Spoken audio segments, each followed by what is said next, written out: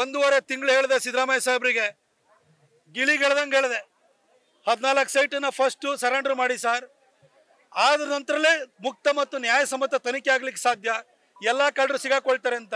ಅವ್ರು ಯಾವತ್ತೂ ಅದನ್ನು ಕೇಳಿಸ್ಕೊಳ್ಳಿಲ್ಲ. ಅದರಲ್ಲಿ ಅವರ ಎಂದಿನ ಒಂದು ಉಡಾಫೆನಲ್ಲಿ ಅವರು ವರ್ತಿಸಿದ್ರು. ಇವತ್ತು ಕುತ್ತಿಗೆ ತಂದಿಟ್ಕೊಂಡಿದ್ದಾರೆ.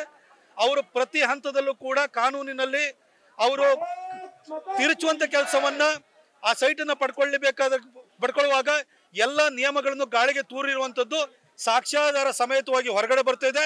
ಮುಖ್ಯಮಂತ್ರಿ ಸಿದ್ದರಾಮಯ್ಯನವರಿಗೆ ಅವರ ಸ್ಥಾನದಲ್ಲಿ ಮುಂದುವರಿಯುವಂತ ಯಾವುದೇ ನೈತಿಕ ಹಕ್ಕಿಲ್ಲ. ಮಾಧ್ಯಮಗಳ ಮುಖಾಂತರವಾಗಿ ಪ್ರತಿನಿತ್ಯನೂ ಕೂಡ ಒಂದೊಂದು ದಾಖಲೆ ಹೊರಗಡೆ ಬರ್ತಾ ಇದೆ.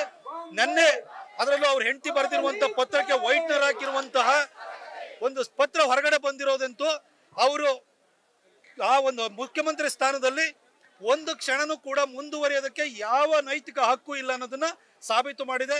ಮುಖ್ಯಮಂತ್ರಿ ಸಿದ್ದರಾಮಯ್ಯನವರೇ, ಅರವಿಂದ್ ಕೇಜ್ರಿವಾಲ್ ತರ ಬಂಡತನವನ್ನ ಪ್ರದರ್ಶನ ಮಾಡಬೇಡಿ.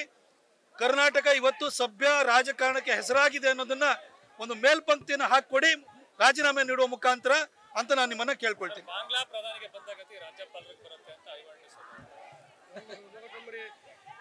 ಅಂದ್ರೆ ಸಾವಿರ ಸಂಖ್ಯೆ ಕ್ರಿಶ್ಚಿಯನ್ರ ಸಂಖ್ಯೆ ಜಾಸ್ತಿ ಆದ್ರೆ ಹಿಂದೂಗಳಿಗೆ ಆ ಗತಿ ಬರುತ್ತೆ ಅನ್ನೋದು ಐವನ್ ಡಿಸೋಜ್ ಅವರ ಮಾತಿನ ತಾತ್ಪರ್ಯ. ಇಂಥವ್ರನ್ನ ಕಾಂಗ್ರೆಸ್ ಈ ಹಿಂದೂ ವಿರೋಧಿಗಳನ್ನ, ಈ ಮತಾಂತರದಲ್ಲಿ ನಂಬಿಕೆ ಇಟ್ಕೊಂಡಿರುವಂತವ್ರನ್ನ, ಇವತ್ತು ಕೂಡ ಭಾರತ ಸ್ವತಂತ್ರವಾದ ನಂತರ ಕೂಡ ತಮ್ಮ ನಿಷ್ಠೆಯನ್ನು ಪಾಕಿಸ್ತಾನಕ್ಕೆ ಇಟ್ಕೊಂಡಿರೋರನ್ನ ಕಾಂಗ್ರೆಸ್ ಸಾಕಿ ಸಲ್ಲಿಸ್ತಾ ಇದೆ ಅನ್ನೋದಕ್ಕೆ ಈ ಒಂದು ಹೇಳಿಕೆನೆ ದೊಡ್ಡ ಉದಾಹರಣೆ ಅಂತ ಹೇಳಲಿಕ್ಕೆ ಬಯಸ್ತೇನೆ.